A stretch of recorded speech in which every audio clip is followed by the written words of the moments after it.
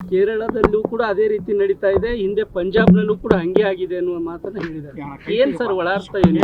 ಅವ್ರನ್ನ ಕೇಳ್ಬೇಕಲ್ಲ, ಅವ್ರನ್ನ ಮೋದಿ ಅವ್ರು ಯಾವ ದೃಷ್ಟಿ ಇಟ್ಟು ಹೇಳಿದಾರ ಗೊತ್ತಿಲ್ಲ. ನಮ್ಮ ಸರ್ಕಾರ ಕೇರಳದಲ್ಲಿ ಇರ್ತೈತೆ, ಕರ್ನಾಟಕದಲ್ಲಿ ಇರ್ತೈತೆ, ಬೇರೆ ಕಡೆನೂ ಇದ್ದೇ ಇರ್ತೈತೆ, 5 ವರ್ಷವರೆಗೆ ಇದ್ದೇ ಇರ್ತೈತೆ, ಪ್ರಶ್ನೆ ಇಲ್ಲ.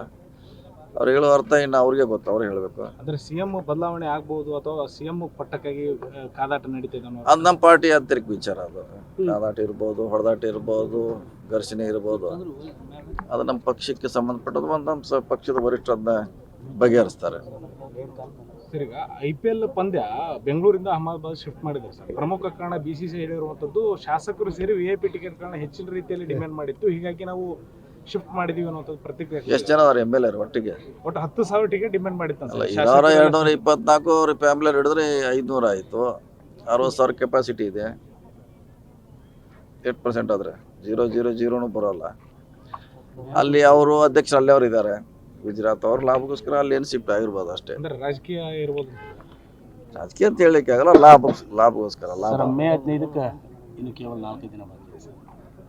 ಅದು ಅವರು ವರಿಷ್ಠರಿಗೆ ಬಿಟ್ಟಂಥ ವಿಚಾರ. ಯಾವ ಡೇಟು, ಯಾವಾಗ ಕರಿಬೇಕು, ಯಾವಾಗ ಸಂಧಾನ ಮಾಡಬೇಕು, ಆದಷ್ಟು ಬೇಗ ಆಗ್ತದೆ. ಏನು ಇಷ್ಟವರೆಗೆ ಕಾದಿದ್ದೀವಿ, ಬೇಗ ಆಗುತ್ತೆ. ಸರಿ, ಎಲ್ಲ ಸರಿ ಹೋಗ್ತದೆ.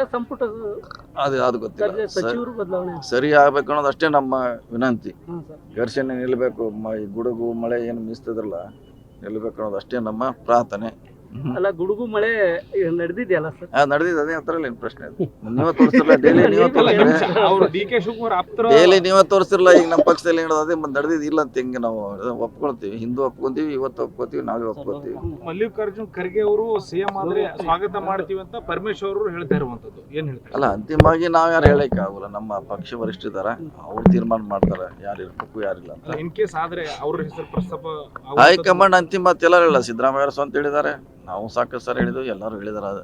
ನಮ್ಮ ವರಿಷ್ಠರು ಹೇಳ್ತಾರೆ, ಅದು ಅಂತಿಮ. ನ್ಯೂಸ್ ಫಸ್ಟ್, ನಿರ್ಭೀತಿಯಿಂದ ನಿಮ್ಮ ಪರವಾಗಿ.